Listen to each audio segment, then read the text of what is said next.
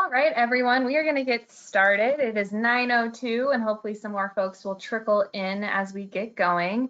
Thank you for joining us on our very last day of this Overdose Prevention and Harm Reduction series.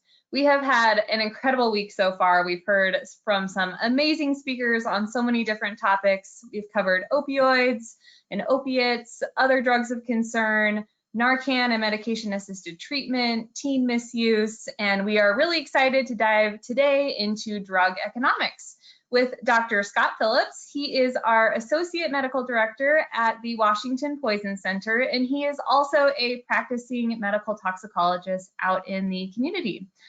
So we encourage you to ask any questions you have of Dr. Phillips by putting them in the chat box. And we will, Alex and I, who is one of our other educators at the Poison Center, will be monitoring the chat box throughout and can address any concerns you have unrelated to Dr. Phillips' presentation, but we'll be sure he gets all of your questions at the very end of the presentation to address. This is also being recorded and it will be sent out either this afternoon or on Monday as alongside an evaluation and a certificate of attendance. So I think that's everything for housekeeping. Thank you all so much for joining. We really appreciate the many of people who have joined this entire series all week long and have dedicated the time to learning more about this topic. So take it away, Dr. Phillips. Well, thank you very much, Megan. I appreciate it. And thank you to everyone who's so graciously giving up your time to join us today for this lecture. I want to start out by saying we're really not talking about drug economics. We're really talking about illicit drug economics. And I've kind of coined a phrase that's been used somewhat as narconomics. There's also cocainenomics. It was part of a TV series that we'll talk about a little bit later here.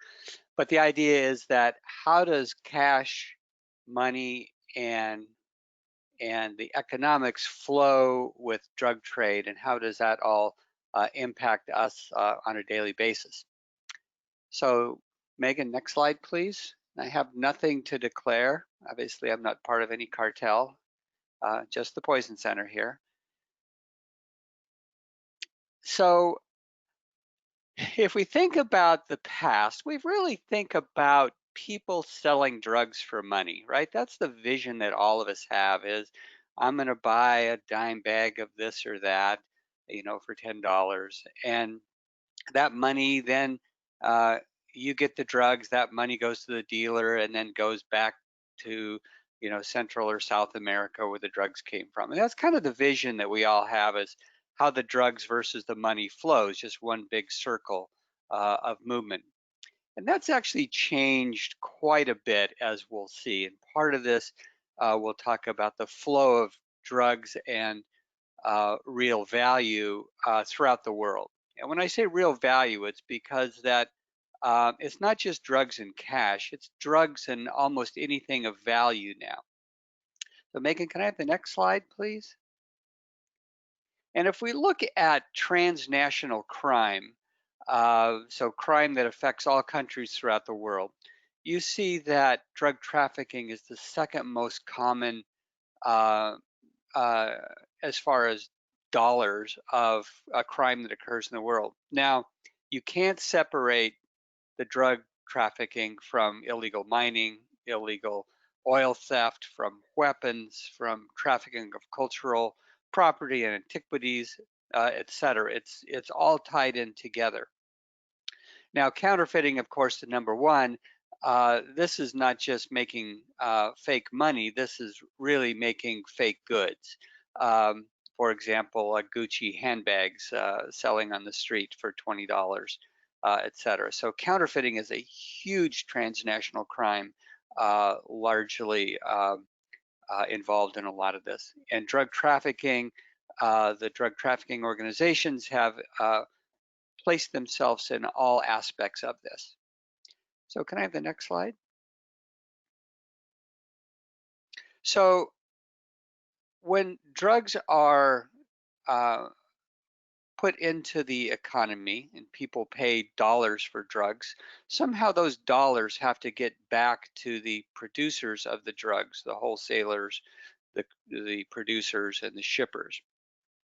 And like we talked about before, this traditionally has been done with cash, large amounts of funds being going back and forth. There's a lot of training with drug and money sniffing dogs now, and so it's pretty effective to sniff out large quantities of cash and confiscate that on borders in different places. So the economics of this has driven it in a very interesting way, where dollars and drugs, for example, the United States or Europe, those dollars are used to buy art, antiquities, rare coins, gold and precious metals, vehicles, yachts, planes, etc. Anything that has intrinsic value that can then be sold later on. So you can move things like that much easier without raising the same questions as opposed to shipping millions of dollars in cash. So that makes the transnational crime aspect of the economics here quite broad. It's not just cash and drugs, it's really drugs and almost anything of value that's currently going on. So next slide.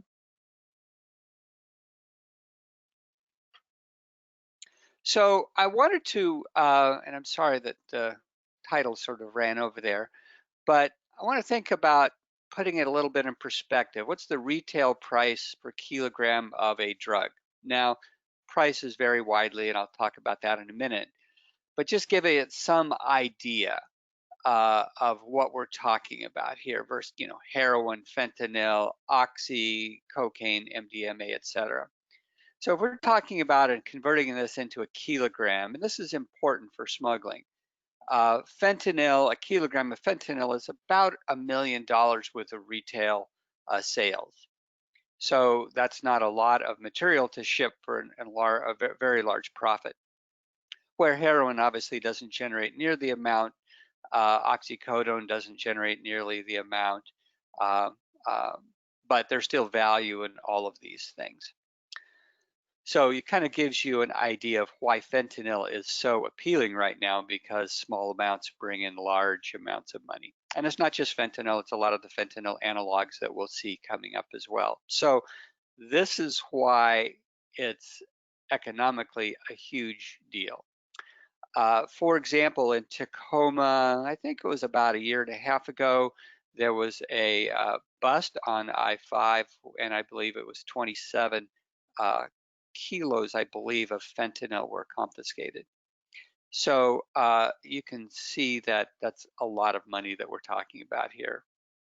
And more of those kinds of busts are occurring. So Megan, next slide. So then let's look at, well, sort of step back. What is the actual cost to be an addict? And I sort of put this in perspective with some, and this is data that's put together by the National Substance Abuse and Health Administration at NIH. And assuming, let's just take heroin, for example, assuming that you use 10 times a day, that's a pretty heavy user. For a 5-year period of time, it's a little over $300,000. And you can see down the list and put it in the context of, well, what's cigarettes? Well, of course, cigarettes in the United States are very cheap compared to the UK, where they're as high as $30 a pack over there. And that's why cigarettes have such a huge smuggling issue in the UK right now. Or 10 beers a day is about 14,000, 5 years. Not bad compared to heroin abuse or fentanyl. So we don't have any actual data on fentanyl 5-year costs. Now, think about this as just purchase cost. This is not cost to society, cost to us as a state or as a community. This doesn't include healthcare costs, cost of crime, cost of lost wages, cost of families and society. So while this is just a very small portion of this, you can imagine that those impacts are somewhat different depending on what you're using and how frequently. So Megan, next slide. So some data cautions, as I mentioned a minute ago, we're basing these prices on, quote, street prices. So these are retail prices on the street, and these can change quite dramatically depending on purity, depending on the hype of the substance, depending on geographic location. And there's a lot of this can change. So we have to be a little cautious about the source of price estimate, purity regarding supply chain, and we'll talk about that. If you compare crack cocaine versus powder cocaine, there's obviously a cost difference there. If you look at location, cocaine powder is cheaper in El Paso, being on the border, than Dallas or Houston, which is about the same price. But if you look sort of internationally, well, what's price versus purity for cocaine in Guatemala? It's quite cheap, $12 a gram, versus the United States is about $90 a gram. But in Guatemala, the purity is almost 80%, while in the United States it's been stepped on, which is the term used for adding cutters and fillers to it to increase the volume, to only about 56%. And in Canada, you get a slightly better price and a little more purity for your cocaine dollars there. Now, I didn't have a whole slide on cutting substances and how that impacts, but this is really a worldwide problem. We published some data recently about opium prices in South Central Asia, where lead and other heavy metals are added to opium as a way of increasing the weight and therefore increasing the price. And there was a very large epidemic of lead poisoning associated with opium use in these individuals. So many things are added to alter the weight in order to increase the price. So purity tends to go down, price tends to go up. Next slide. So demand influence also has a lot on this, and this is marketing. This is, drug dealers are very skilled. They have economists that help them and marketing specialists that help them. And this is an example about 5 to 10 years ago, where a particular type of cocaine called high heat was being marketed on the streets. And it's like, the idea was that it had a very high purity. This is the stuff. It was said to have 97% cocaine, and it was the real thing, and you got more, in other words, more bang for your buck. And this was very exciting, and this drove the price up. And if you can see the red spike there initially, where it goes up to $259, the price per pure gram of cocaine went up. And then that price sort of fizzled down. But if you look at the actual purity on the blue line going across, the purity of cocaine going back to 2012 has only changed slightly from 49 to 59%. But there has been a gradual increase in that. Part of that is the sort of inter-influence and interdependence of methamphetamine with cocaine and market share of those two stimulants and how people utilize them. But cocaine is making quite the comeback in the last year or two, simply for that reason. In fact, I had 2 patients last weekend that had both methamphetamine and cocaine in their systems. So it's certainly making a comeback that we see in these patients. So Megan, next slide. So the source of the supply of cocaine, how do we know where it's really coming from? It's not just because we see someone with a backpack crossing the border into the Southwest United States. In chemistry, you can actually take a sample of cocaine, and this has been done by a division in the DEA that specializes in doing this, and they can fingerprint not only the cocaine but the impurities that come with the cocaine, the solvents and different things, and that gives them an idea of where it actually comes from.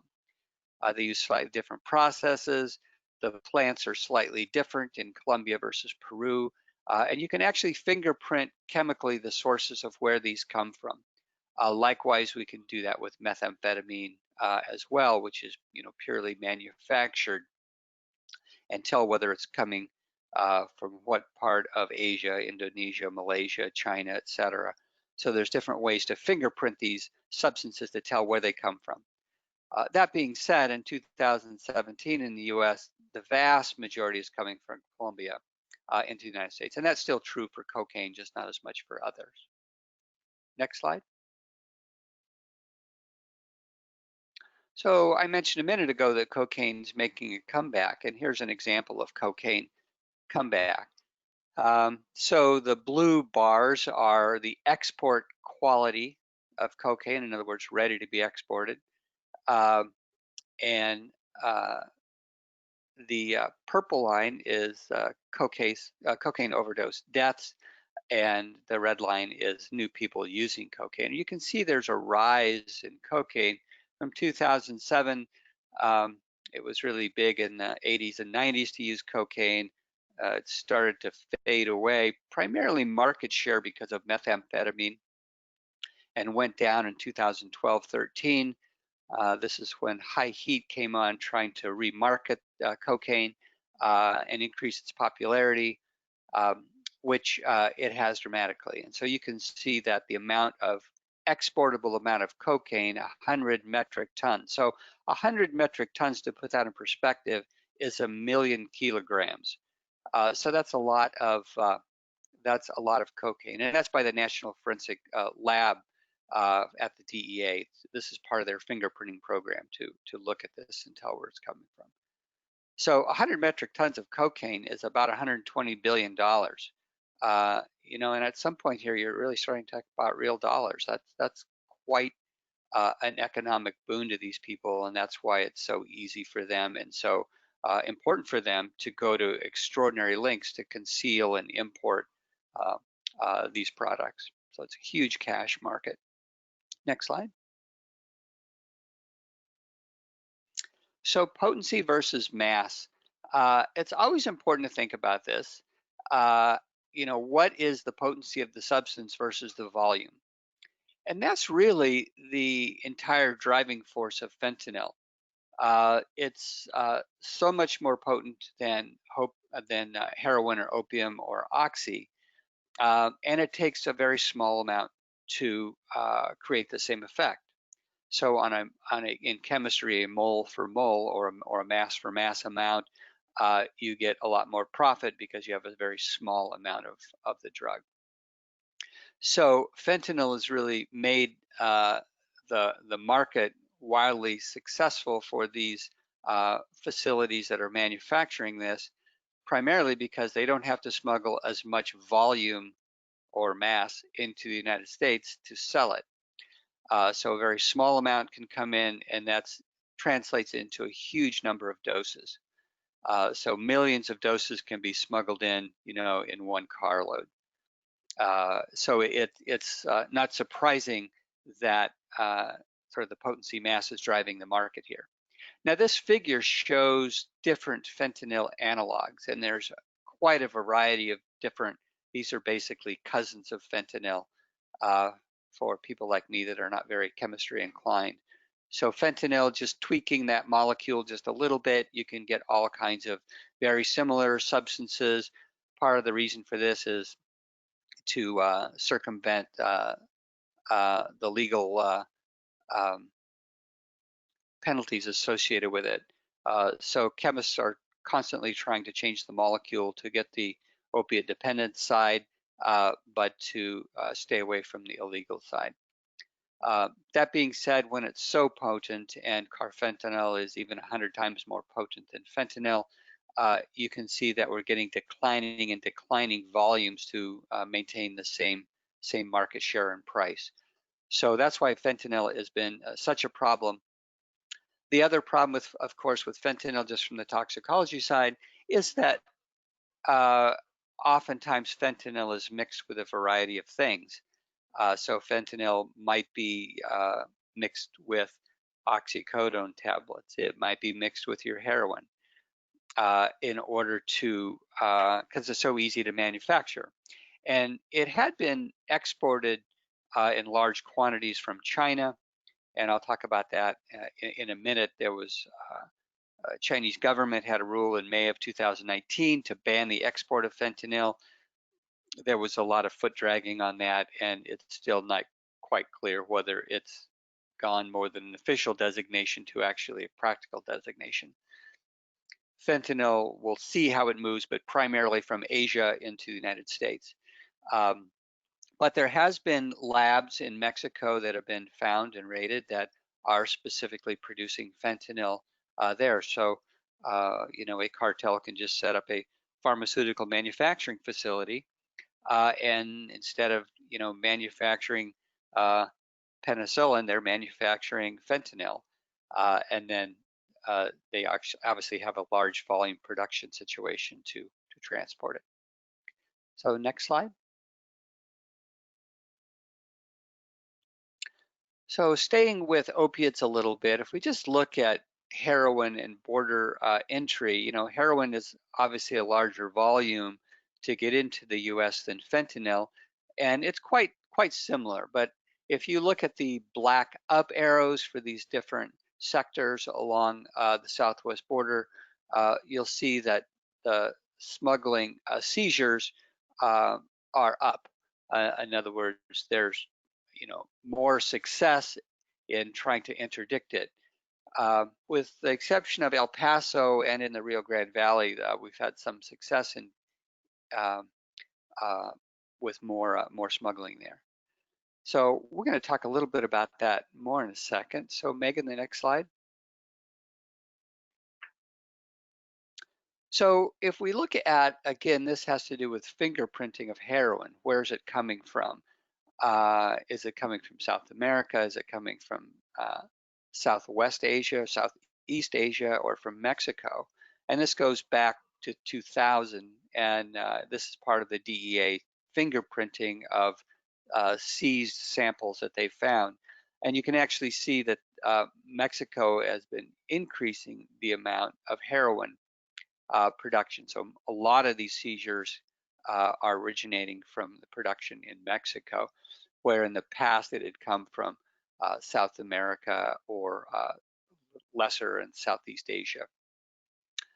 It's much easier for them to manufacture fentanyl in a laboratory in Mexico, obviously, than it is to smuggle opium out of Afghanistan through Iran and then by boat into Southeast Asia, and Southeast Asia then to the United States. That's quite a big effort versus just having a manufacturing facility in Mexico and producing it. So next slide. So heroin price versus purity. So if you look at the blue line, this is the purity in percent. So roughly, and this is from street seizures. So you see 36 to 32% purity, relatively stable over this time period going back to 2013. Not much change. You see a little increase in price from $800 pure gram to $1,000 a pure gram. So a little increase in purity, but I'm sorry, in price, but the purities really remained the same, or if anything, slightly decreased. And again, part of that is just because of fentanyl. There's no reason to make it more pure now because we'll just make fentanyl instead. It's just much easier to smuggle, easier to produce. And that's why you're kind of seeing this flat purity curve here. Next slide.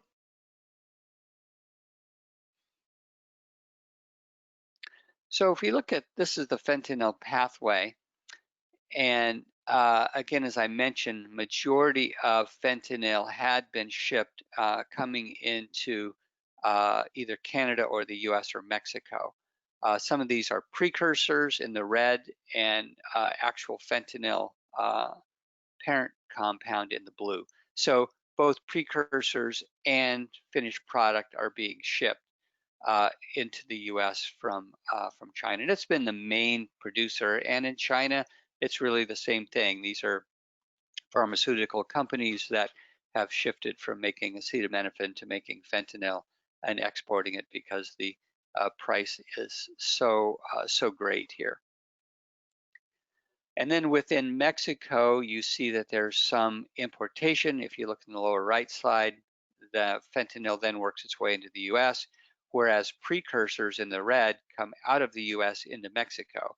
So a lot of the precursors are being bought in the US, and that's obviously why a lot of precursors are being tracked in the US by DEA and Customs and Border Protection. And also a lot of fentanyl is coming from Canada, likewise into the New England, New York area. Next slide. So this is a picture of the mail sorting facility of Customs and Border Protection at JFK Airport. JFK Airport sees, and this is overseas mail coming into the United States, and they get about a million packages a day. And they're able to assess about 40% of those packages every day. And assess means with imaging, with drug sniffing dogs, just suspicion of the agents, a variety of things. But that's quite amazing that they're able to actually make some assessment of 400,000 packages a day. That's kind of mind-boggling. But that just gives you some idea of why it's so common, and drugs just get shipped right through the mail. And the U.S. mail is perhaps the #1 source for fentanyl coming into this country, as well as MDMA and some other drugs as well that have good potency and small volume. Next slide.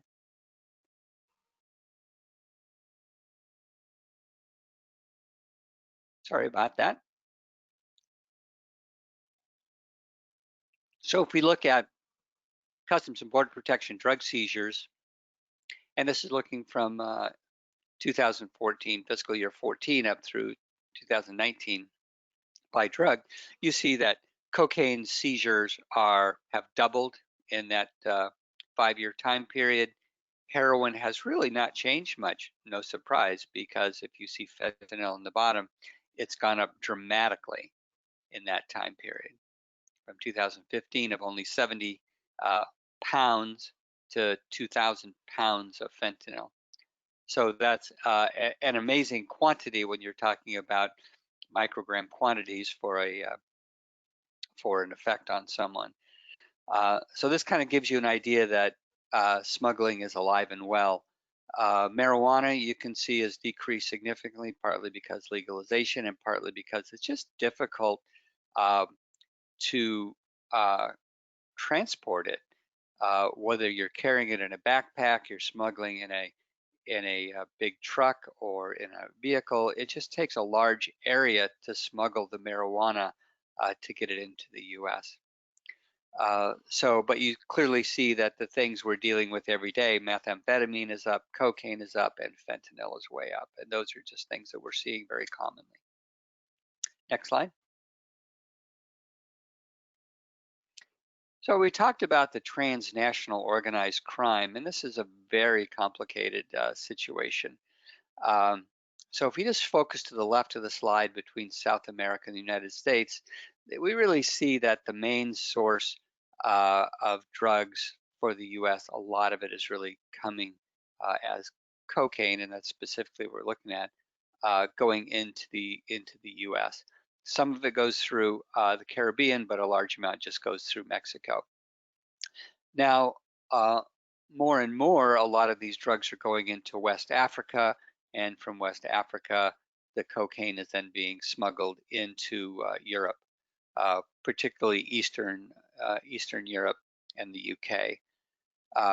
Whereas heroin trafficking in red, we see it's really a Central Asian problem, right? It's really Afghanistan where poppies are grown with minimal intervention. There is a fairly strong intervention as it's smuggled into Iran, there's not much tolerance for narcotics in Iran with the death penalty there. But you see, there is a lot of export of heroin and opium primarily from Central Asia. Then it goes back into West Central Europe and Western Europe. Some of this finds its way into Southeast Asia as well, and ultimately into Australia and New Zealand in that part of the world. And again, this is just cocaine in red, and I'm sorry, cocaine in green and heroin in red. And no surprising, we know that cocaine is primarily comes from South America, and we know that heroin primarily comes from Central Asia. So this just shows you the flow of things, how it can move from one area to the other. Next slide. So some examples of drug abuse and economics. There's three good examples that have been in the media regarding drug abuse and economics. And they're worth just discussing very briefly because it kind of brings it into common terminology for everyone, particularly Breaking Bad in recent years. But Freakonomics is a series. It's both several books and podcast and lectures on microeconomics of almost anything. But one of the things that they've looked at is the economics of drug gangs as a microeconomic example in Chicago, and we'll talk about that specifically. The Wire is primarily about police and gangs in Baltimore and the economics to those, and it's kind of a brutal, heart-wrenching TV series that I believe went for 7 years. That it was just excellent in its writing and production and acting. You have to have a bit of a strong stomach for it, but it was just an amazing series. Of course, Breaking Bad, everybody's familiar with Walter White and his methamphetamine production, starting out in his mobile home and moving beyond that. So we'll talk about those as just brief examples here. If you give me the next slide, Megan. So The Wire, let's talk about first. It's the HBO series from 2002 to 2008. It's actually been used at Duke, Harvard, and University of Montreal to teach about, as an example of urban economics and urban sociology regarding drug abuse. And what you see here is someone who's dead and the detectives, 2 or 3 of the main characters there in the background. And actually, if you see, there's a woman in the middle in the background who just did a fantastic job as one of the detectives in this series.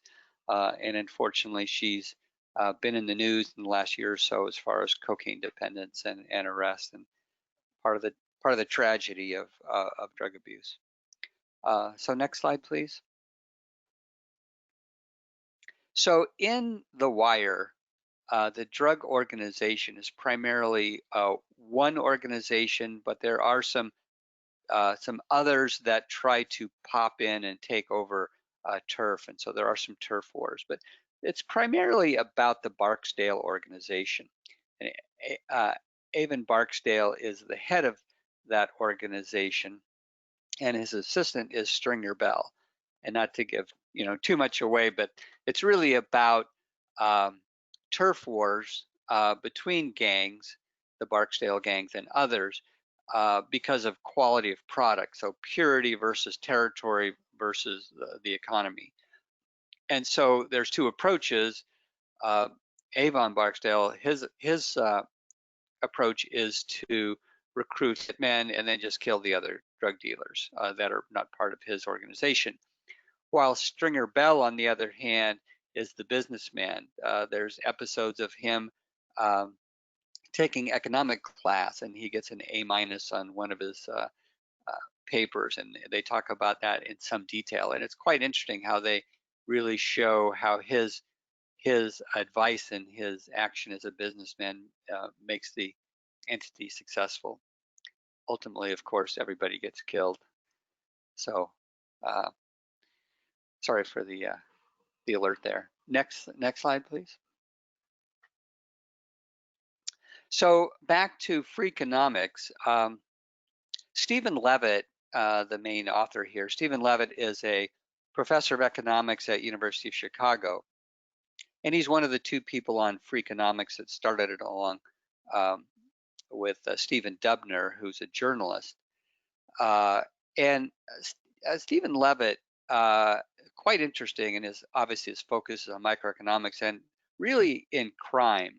And one of his fellows, Sud here, actually talked to one of the gangs in Chicago, in the Disciples, and was allowed to sort of study them without naming names or anything, but look at the economics of that drug gang. And this was published in 1998. It's an older paper, but it's a fascinating look at how drug gangs and street gangs work and sell their products. So next slide.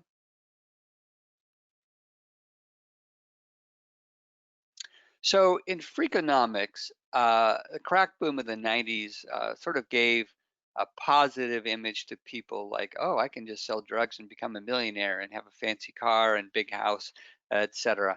But the thing that was obvious is, well, if that's the case, why are so many crack dealers still living at home? And that was sort of, that didn't make sense from an economic side, and that's what led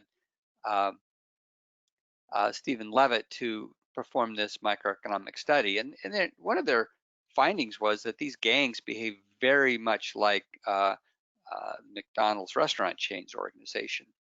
They have organizational charts, and if you look at them side by side, there's very little difference between them. And this book, Narconomics, that came out, I just throw that up there because I found it interesting that its Amazon rank was 11,000, meaning it sold a lot of copies. People trying to learn how to be drug dealers from the economic side of things. I find that fascinating. Next slide, please. So we think of all pyramid schemes as a way to make money. You want to be at the top of the pyramid to make the most money. Part of that depends on how big your pyramid is. So the Black Disciples gang in Chicago, that's our pyramid. That's the organization that Stephen Levitt's fellow worked with. Found that the top 120 people were paid very well. But the problem is this was a gigantic pyramid. They had, 3 officers, 50-foot soldiers, and about 5,300 men working for those 120 bosses. And then there was probably 20,000 unpaid rank and file members who just wanted to become a foot soldier. They just wanted their foot in the door. They just had this dream of selling drugs and getting rich. But what they found was the actual hourly rate was about $3.30 an hour to sell drugs on the street. So it's not quite as glamorous as it seems. If you look at the 3 officers, they didn't do so much better, only about $7 an hour. So the original question is, why were they living with their moms? And the answer is because they didn't really have a choice. So, the crack gangs in this situation in Chicago, at least in this one that was studied, the people near the top made a big wage. The people at the bottom made a menial wage. And obviously selling crack is a lot more dangerous than a menial job. In fact, in their study, they found that if you were able to sell drugs for 4 years, that you had a 1 in 4 chance of being killed. So 25% mortality in 4 years from selling drugs. Not surprising from the numbers we hear coming out of Chicago almost every weekend. But that's 5 times more deadly than the most dangerous profession in the United States, which is that of a timber cutter. And that's according to the Bureau of Labor and Statistics. So this is an extremely dangerous job that makes almost no money unless you're the top of the pyramid. So I found that a very fascinating study of the economics of drug games, and there's other studies that have looked at this as well. So Megan, can I have the next slide, please? So Breaking Bad, let's talk about Breaking Bad a little bit. So, Walter White's fortune was built on the premise that he's selling meth at a modest price, and just by doing that, he doesn't have to make that money. He'll get rich, and that plays out in the 5th season in an episode called Hazard Pay. And then they sell a 50-pound batch of their blue meth for about $1.4 million after they pay their dealer's commission. So you can see how this sort of rebounded out, and there's a picture that I'll show in a second here of Walter with 7 barrels full of cash, which is supposed to be $80 million. So he was able to create this in the study by increasing his production. And how'd they increase their production? Well, they increased it by stealing 1,000 gallons of methylamine from a train. So they were able to steal the volume in order to increase the production. And then, ingeniously, as drug dealers are and writers in Hollywood, Walt's partners then went on to sell the methylamine for $1,500 a gallon as a way of having other drug producers create their own meth. So they diversified their product line by selling not only finished product but intermediate products as well to create more meth. Next slide. And this is an example of Walter White with his 7 barrels of cash filled full of money in the back of his van. And I must say that I thought Bryan Cranston did an incredible role in playing this role. He just did a great job, I thought, and it's quite interesting how they. It's a lot about economics if you look at this and how they produce and how they manage the cash flow. Next slide. Well, okay, so we have all this supply, demand, drug money coming in, money, antiquities, cash, art, etc., going out. But what about our interdiction efforts? What about our efforts to stem the tide of drugs? And this is a snapshot from 2004 to 2012. And it looks at the very top of those bar columns is supply reduction, interdiction. In other words, if you interdict in the supply, if you interdict internationally, for example, South America, if you reduce the supply, so law enforcement interdiction in reducing. But the interesting thing, if you look at demand, so demand is the green bars on the bottom. The demand for drugs in these situations has only increased slightly, despite an increase in activity to try to stem the flow. So at least up into the data here in 2012, our efforts to spend money to curtail drug trafficking has not been super successful. Next slide.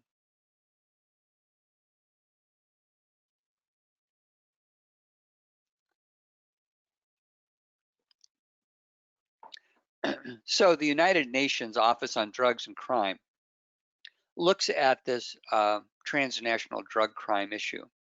And you see these little donut graphs in between each country with different colors, the blue, green, yellow, gray area there. The colors represent different drugs. Purple is opiates, yellow is cocaine, blue is amphetamine, so it kind of tells you where different things come. And the blue, if you look in Saudi Arabia, you'll see it's blue as well. Obviously, that's from khat and some other stimulants as well. So it's not just amphetamines, but it's amphetamine-like substances as well. So kind of no surprise, it's what we saw before. Main problems for us are cocaine type drugs in the Western Hemisphere, and in Asia and Europe, it's opiates primarily. Africa, it's primarily marijuana and khat as well. And in Oceania, you see a lot of cocaine as well.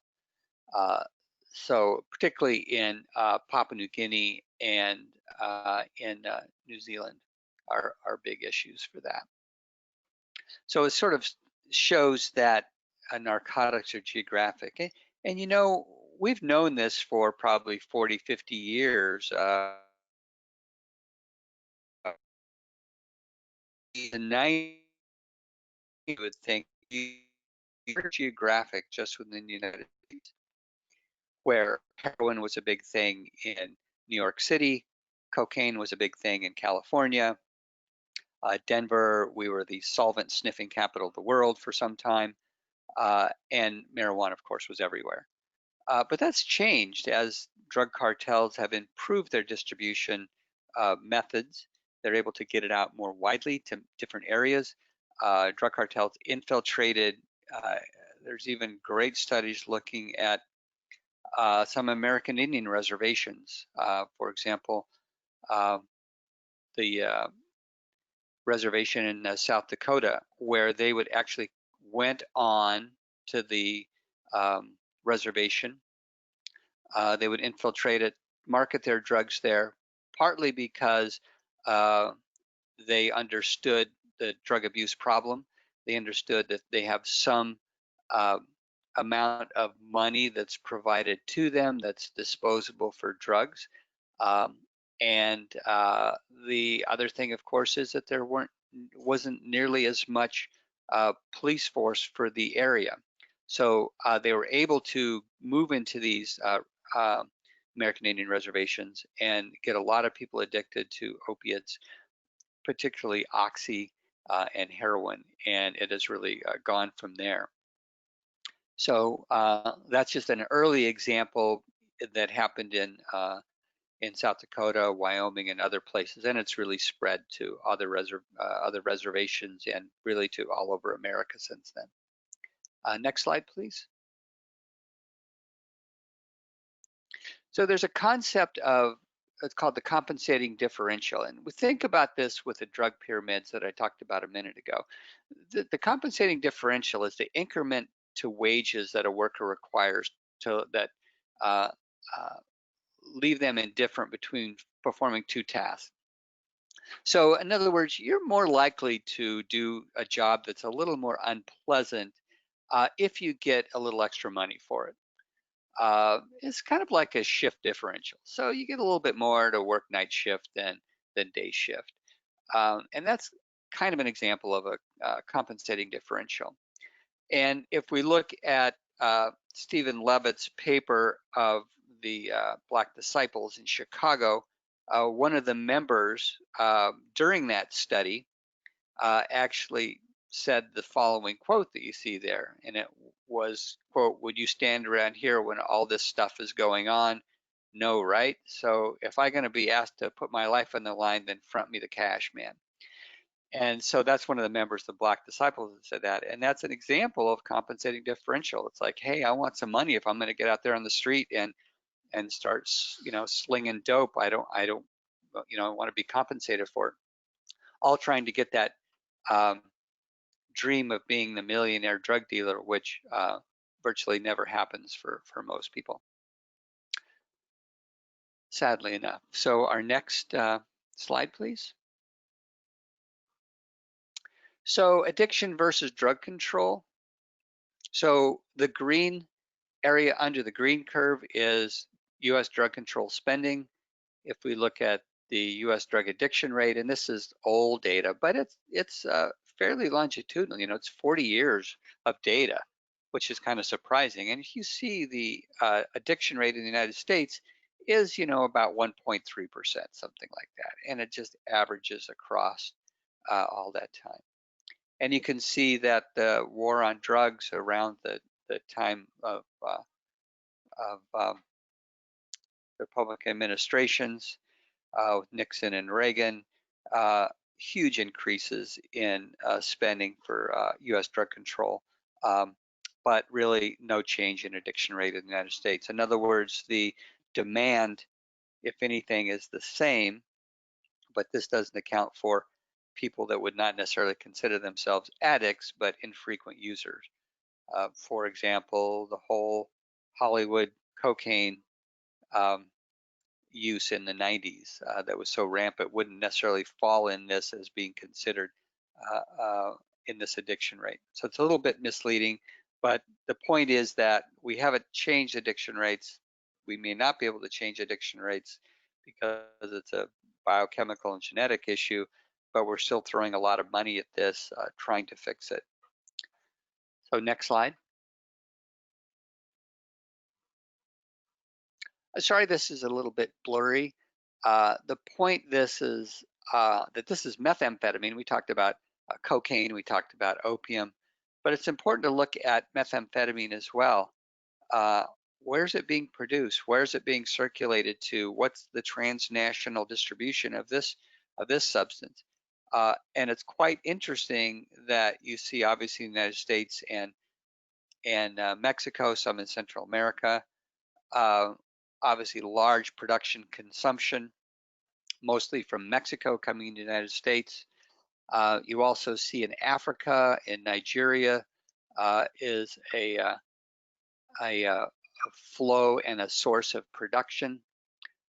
You also see it in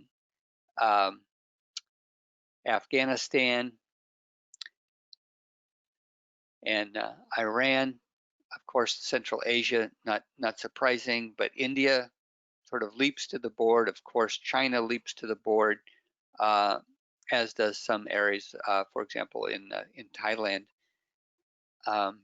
and not so much Malaysia or Indonesia here.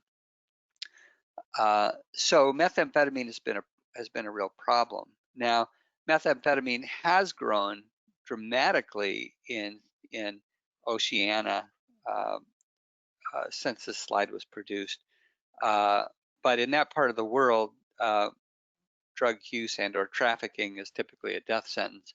So there's a high burden on people that produce and use. But this shows that there is still a global distribution, a global use across the world. So next slide. This is a slide of $1.6 billion worth of methamphetamine that was seized in Malaysia. It's kind of an impressive bust there. So even though it's absolutely forbidden there, it certainly is widely available. Next slide.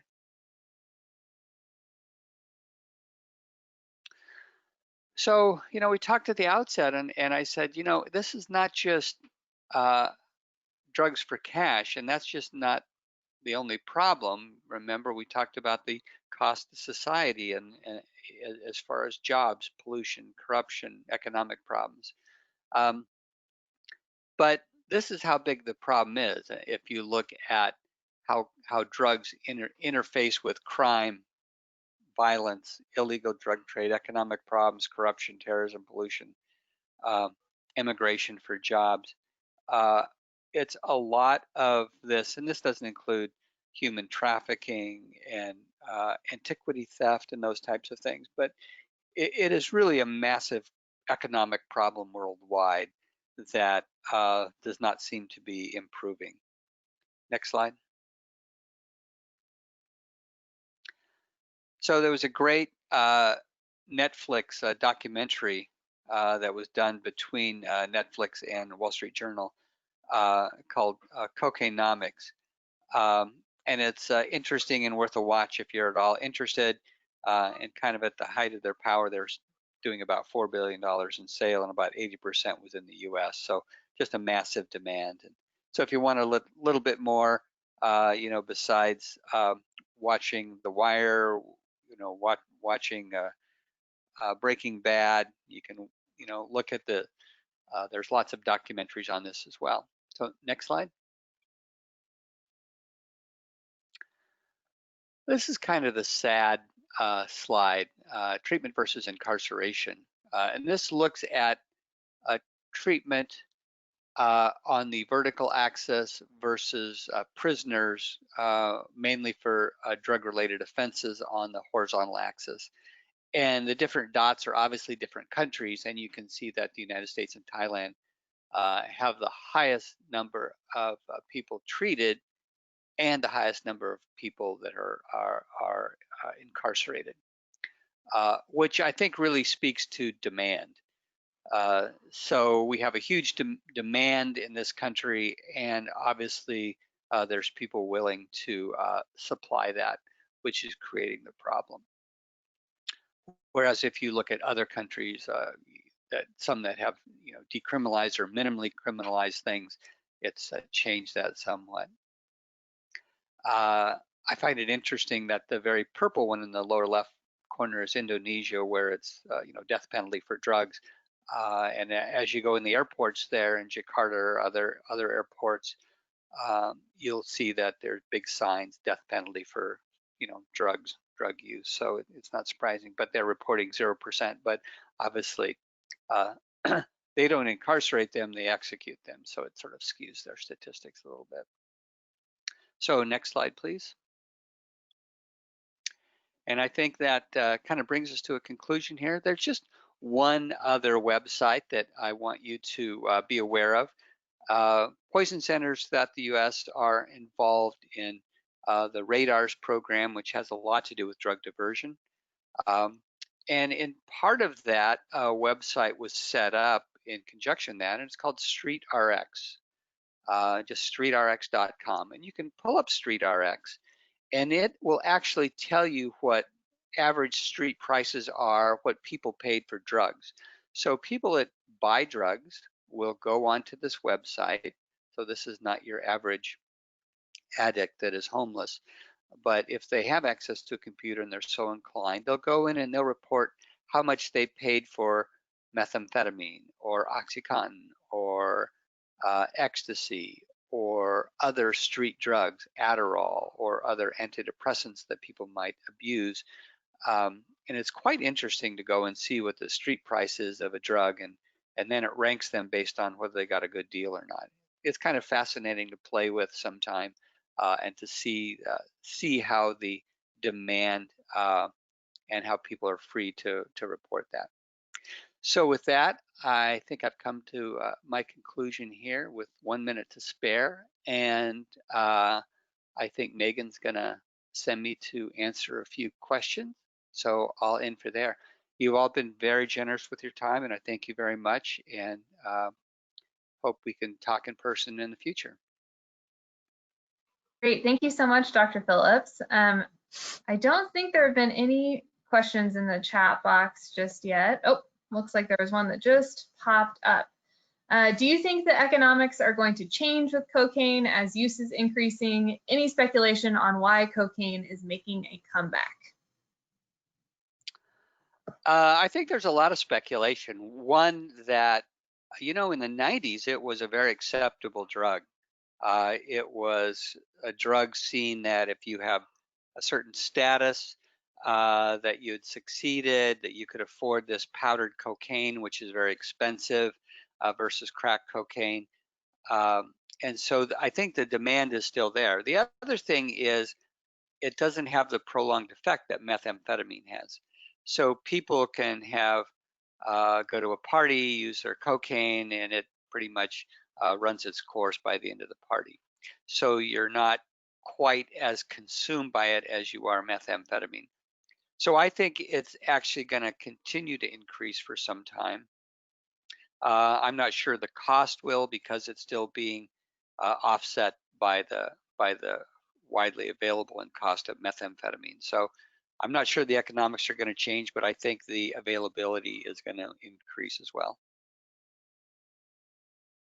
Perfect, thank you. And there's one more here. Any thoughts on why fentanyl economics continue to escalate despite all the measures being taken both nationally and internationally? Absolutely, and it's pretty simple. It's that, you can get such a huge amount of money for an incredibly small amount of fentanyl. So you don't have to smuggle very much fentanyl into the United States to make a large profit. So fentanyl and carfentanil are going to continue to increase because it's so much easier to smuggle in than heroin, for example. Small amounts go a long ways and your profit margins go way up. So there's more reason to smuggle it. So it's the driving force of the marketplace that's driving its use in the U.S. Despite our activities trying to suppress it.